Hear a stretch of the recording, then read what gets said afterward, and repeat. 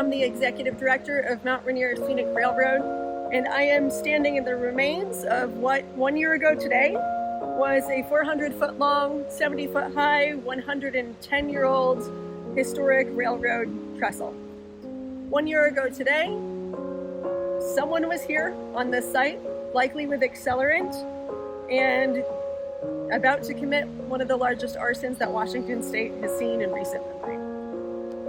We want to thank everyone for their support over the last year.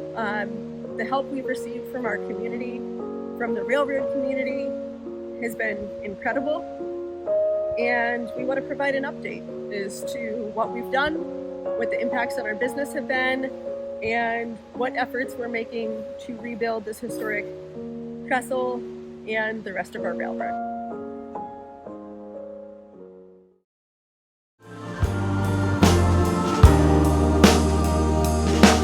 There's a blood red circle on the cold dark ground, and the rain is falling down.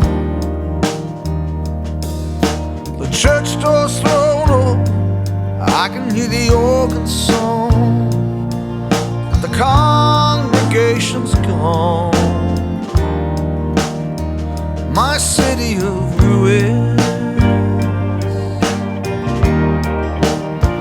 my city of ruin.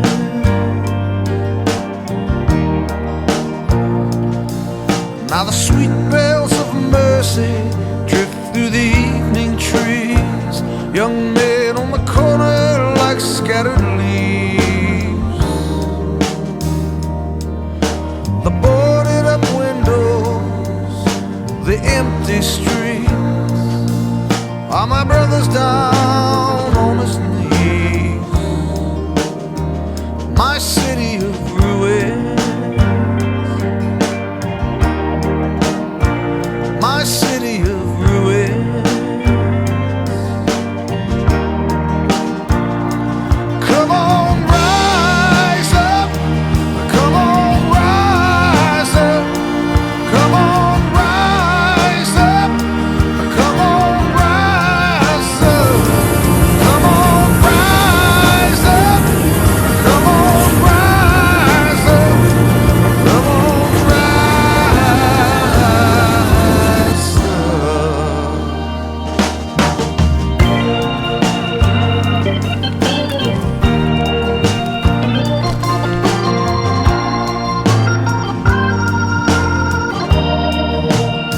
up.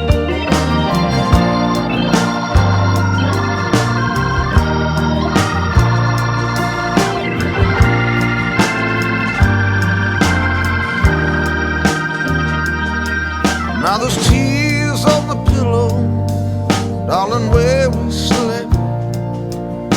You took my heart when you left. Without your sweet kiss, my soul is lost, my friend. Tell me, how do I begin again? My city's in ruin, my city's in ruin.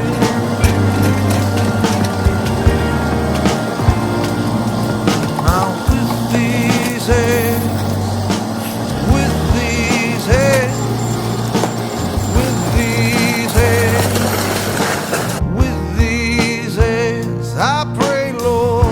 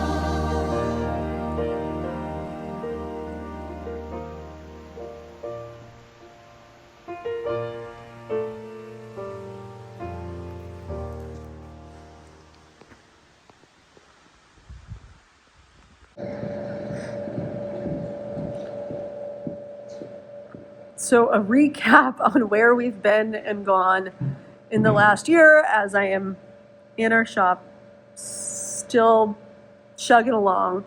The boys will be in and out and working. So what happened exactly 1 year ago? We received, or rather our attorney's office received paperwork for the sale of the railroad. We purchased the railroad from Tacoma Rail, and it was a pretty long process. We'd been leasing the railroad, but there were a number of federal grant obligations on the line and a fair bit of work from attorneys to get us to a point that we were actually able to purchase and execute the agreement. So we received, our attorney's office let us know that we received the paperwork. And the afternoon of April 30th, I was trying to get our shop crew to do some in-sync dance moves for an It's Gonna Be May post. It's in-sync, or is that the Backstreet Boys? And we had all planned on going out to dinner, which we did, at Chimmy's, the Mexican place in Morton, to celebrate. And that evening, while we were at Chimmy's, there was black smoke that we saw. On the way in, we saw Facebook was starting to make mentions of smoke, and it quickly became clear that it was the railroad. So we all got in our rigs, ventured out to the approximate location. The site of the trestle is really, really remote. And waited there. The fire department, the mineral fire department, had responded, and they were on site, and we heard over the radio that it was a trestle. There are two in that vicinity. We were really hoping it was the smaller one. And then we heard over the radio that it was a very, very large structure on fire. So it became pretty clear what had happened. As the day and evening unfolded, the wildlife firefighting crews arrived on site again because the location is really, really remote. And it pretty quickly became clear that this was arson. There was no weather activities, nothing in the vicinity of the site, and it certainly wasn't somewhere someone would go without intention. And the way that the fire pattern sort of occurred, it made it pretty evident that this was a deliberate act.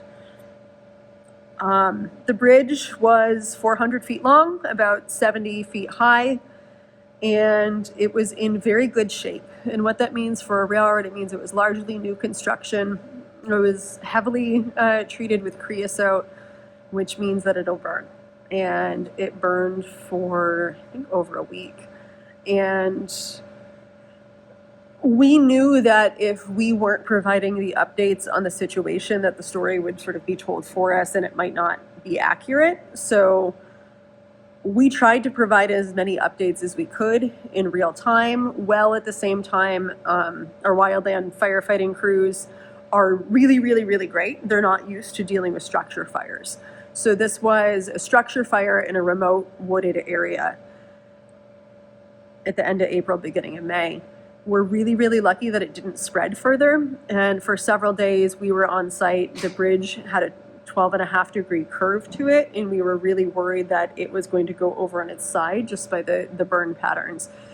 So we were grateful when it started to collapse, and it started to collapse inward, and that happened over the course of a few days while the wild land firefighting crews were cutting fire breaks into the property and around it. It's in the middle of a wooded valley in forest land. If it had been even a month later in the season, I have absolutely no doubt that the whole valley would have gone up in smoke, and it would have been a much, much, much larger situation that was a lot harder to contain. In our subsequent workout on the railroad, we found like charring and evidence from it miles away of, embers that had just floated away. That was very obviously from the trestle fire. So we are grateful that it happened when it did, and that it had been raining a lot recently, and that there was a very quick response from a very, very large crew. Grateful to the first responders on the case. So we immediately knew that this was gonna have some pretty serious impacts on our business. We were really concerned about like the cleanup cost and anything we could to minimize the impact, we launched a GoFundMe, and we are incredibly grateful and appreciative, and thank you for all of the community support. We raised about $180,000 through that GoFundMe. We have not spent it all. We've spent about $50,000 of it. I'm going to check that. I'll provide an actual breakdown. At first, it was on attorneys because we received the sale paperwork, but we hadn't signed yet. So we needed to make sure that there were no insurance avenues to reclaim the loss and rebuild the structure. We didn't have insurance on our bridges at that point. We didn't own them, but we worked pretty cooperatively with the city of Tacoma to see if they had any avenues. Tacoma Rail is the owner of the railroad. The city owns Tacoma Rail. And that took a few months to make sure that we had exhausted all of the possibilities for collecting insurance money on this thing. There was a cleanup effort. So there is a small stream that runs under the bridge. It's largely a valley that it's built through, but when the fire had finally stopped and it was relatively safe and clear to be in the site working.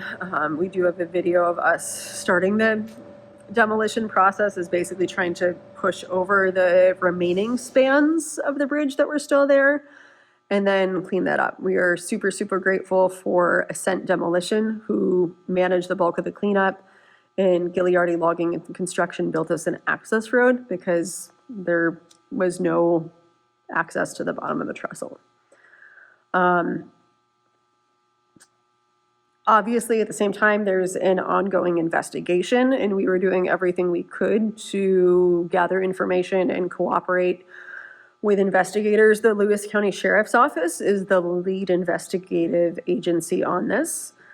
And I think probably one of the most frequent questions we have is who did it and why?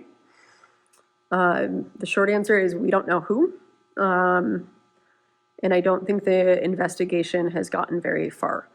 A few months prior, we had someone break into the property the last day of our Christmas runs, second to last day of our Christmas runs. And they were found in the middle of the night in one of our locomotives by our superintendent, who, shined a light on them, interfaced with them, asked what they were doing. And the person who was obviously trespassing was in a locomotive, was covered, wearing a hood and a mask, said that they had blown up other locomotives on Union Pacific and talked a lot about the evils of railroads and capitalism and a lot of ranting and raving that maybe wasn't super coherent or didn't make sense, and also wasn't founded in sort of the reality of who we are as a nonprofit that's running steam trains in the woods, that's dedicated to telling the history of the area. It was more about railroads and whatever agenda this person had than us. Our superintendent called 911, and unfortunately the person had gotten away before the sheriff arrived. And after that, we'd received a manifesto that was sort of clearly from this person and some emails. At this point, I think the sheriff has traced an IP address of some of the emails. They're not sure if it's the same person. A lot of the language is the same, in our opinion. But there have been no developments on the case. The FBI has not been able to assume jurisdiction. I don't know if it's because it's hard for the FBI to assume jurisdiction in Washington State, for one, and there needs to be a fair bit of cooperation from local law enforcement, and local law enforcement, has been out on the site. They provide us with updates occasionally, but they've also let us know that they are very under-resourced and that it might be a shot in the dark to figure out who did this. So someone out there knows something. We would appreciate you sending us tips. We'll put an email below. And if you have suspicions or if you saw something, please say something. This is certainly not, it's had a huge impact on our business, and obviously the loss of a historic structure is also pretty critical. So where are we now? We know that it will cost between $6 and $10 million to rebuild the structure. The lower end of that estimate is for a timber trestle and timber construction. Well, I think that would be everyone's aesthetic preference, and as a nonprofit who's rooted in historic preservation, there would be a lot of value in sort of doing a recreation and rebuild of what was there. Our foremost goal needs to be the sustainability of our organization and future-proofing us against whatever eventualities there are. I don't think that we will rebuild with timber. So we'll be looking at the upper end of that estimate with concrete, ballast deck. So probably closer to $8 to $10 million. So where do we find the funding for that? We have searched for funding and searched for funding. We don't have any wealthy benefactors.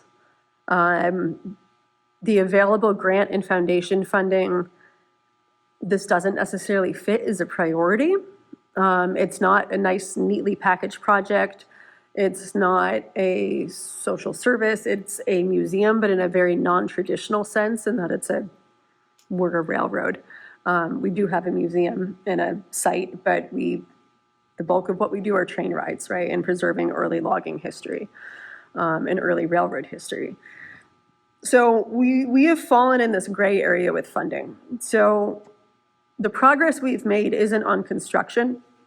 It's on a lot of red tape. So we finalized the purchase of the railroad, and we did what's calling assuming the common carrier obligation on the line.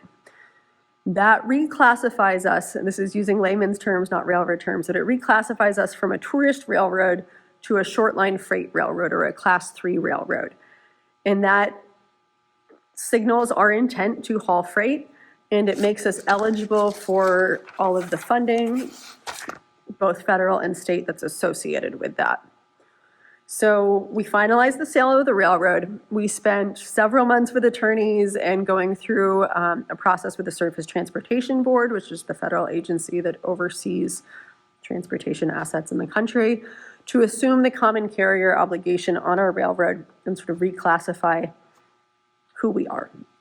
That has a lot of business implications for us. It opens us up to more regulation, which isn't necessarily a bad thing, but again, it also makes us eligible for other funding avenues. So the common carrier status came through in January of this year. It's April 30th. And we started preparing a strategic package of what it would look like to run freight on our railroad. Because without us hauling freight, we have identified no avenues to fund the replacement of the trestle. Fortunately, the mills in Morton, there's 2 mills in Morton, Hampton and Alta, have expressed interest in shipping via freight. Currently, about 6,000 trucks carrying dimensional lumber, wood products, travel through Morton every year. If we were to haul those via the railroad, that would be about 2,100 rail cars a year is the estimate of what freight we could haul out of Morton. That's an attractive package for a federal grant. In the long run, it would also provide us with a diversified revenue stream to support our nonprofit operations, museum activities, interpretation, and to help maintain our collection and what we do. So we formed a strategic plan. This is what a freight operation would look like. This is what the cost to rebuild the trestle is, but this is also what the cost to restore the rest of the railroad to service between Eatonville and Morton would look like. So the federal funding, it's called CRISI funding, Consolidated Rail Infrastructure Safety Improvement Funding. It's a program through the FRA. Those federal funds just opened up. So what I am doing right now is working on a really, really big federal funding package. This grant funding funds 80% of the project. Our obligation is to fund 20%. So it's a larger grant package than just the trestle reconstruction, and we can make up some of the match by doing the work ourselves, inserting ties and spreading ballast and rock ourselves. but we still need to come up with about $2 million. That is the hard reality of this. And we are very open to ideas on how to accomplish that. We will continue to apply for grant funding, and we're certainly hopeful that this federal funding will come through. So in that way, it's had a lot of impacts on our business, in that it's sort of totally reshaped the structure and purview of what we do as an organization. As the executive director, my first goal of the nonprofit is to make sure that we are in a place that is sustainable, that this railroad will be here for another 100 years, that it will be here long after I am gone. We only started running trains again September 1st of 2023, and our team has been able to do a lot in that time. The railroad was shut down for a few years during COVID. Before that, it was, the operation was managed by an out-of-state for-profit company, and then for a few decades before that, it ran as sort of a volunteer-based operation. So we've done a lot to legitimize the railroad, to create a real business structure, a real business plan. We've doubled our ridership from our previous year, so we have about 80,000 riders a year. We're working on increasing our capacity so we can haul even more people. And obviously keep improving our events. We do Christmas trains, we do 21 plus tasting events, whiskey, wine, beer trains, Easter, Halloween, all sorts of events happen on the railroad. So that core of our business is intact. But our first and foremost goal is to support the activities of our nonprofit, which is to maintain our collection of historic locomotives and early logging artifacts. And it's to tell the stories of the people that lived and worked alongside the railroad. The story is deeply intertwined with Nisqually history and tradition. Early loggers were immigrants to this country who worked in logging camps. If you worked in a logging camp, a lot of times you didn't speak English or you couldn't read or write. And logging was the first big business boom of the West. It was the Boeing or the Amazon of the time. And it sort of supported and shaped our world as we know it. And logging camp life, there were whole towns that would move in while an area was logged, they'd move back out. It was transient, but logging camps varied a lot. They were really, really diverse places in our area. About a third of the loggers were Japanese. And I think those are the stories that we need to tell. Those are really interesting stories that we want to come to life. So first, any money we make from federal grant funding, right, that helps maintain our historic infrastructure, if we can make a profit hauling freight that has some really good ancillary benefits for our communities, it gets trucks off the road, it helps provide other viable transportation alternatives for the mills, but it helps our organization be more sustainable. We want to be community focused and community centered, and of course, I want to be a good employer for our staff. So those things are all really important to me, that however we're shaping our future, it's done in a way that's sustainable. It's a heavy lift. Hopefully this grant funding will come through, and we will figure out how to raise those $2 million, hopefully with all of your help. We would love it if you would consider a gift, which will only be used for this purpose of rebuilding the railroad and that trestle. But other impacts on the business, we do have more cleanup to do. The south side of the trestle is hard to access. There's a stream there, and realistically, we need to rebuild a large chunk of the railroad to get to the site, to be able to do construction work and safely haul things in and out. One of the other unintended negative consequences of this is the videos of this fire went pretty viral. And it got a lot of attention and a lot of eyes on it. But there is a misconception that the railroad is closed, that the impact of the Trestle fire shut down Mount Rainier Scenic Railroad. We're still able to operate on a different portion of our line, and we're still running scenic excursions and all of our event trains. This trestle would have been the next spot we started to run. Like I said, our nonprofit, we've only been running trains for a few years, and we're slowly rebuilding and restoring more of our historic railroad. So that would have been the next section we were going to run on. So spread the word, come ride a train, go for a train ride, and let people know that we're open, that we're still here. And I really, really want to thank our community. The outpouring of support that we had was really, really incredible. We had folks that showed up and fed our crews who were working really, really long hours. So many people donated. We had folks from BNSF reach out and say, hey, maybe we can help you with the engineering, for example. We can volunteer to do that. We had folks from the DOT reach out and say, hey, these are the available funding programs we have. You don't fit in any of them now, but let's start working you through this. We've got a lot of help from other folks in the railroad community that are saying, okay, if you're going to go for this federal funding application, we will spend time with you to help you figure it out and sort it out. We've had a tremendous amount of support, and we're really, really grateful for that. And that support allows us to keep doing what we're doing and running our little railroad in the woods. Thanks for tuning in. Thanks for hanging out with the update. We hope that you will consider coming for a train ride.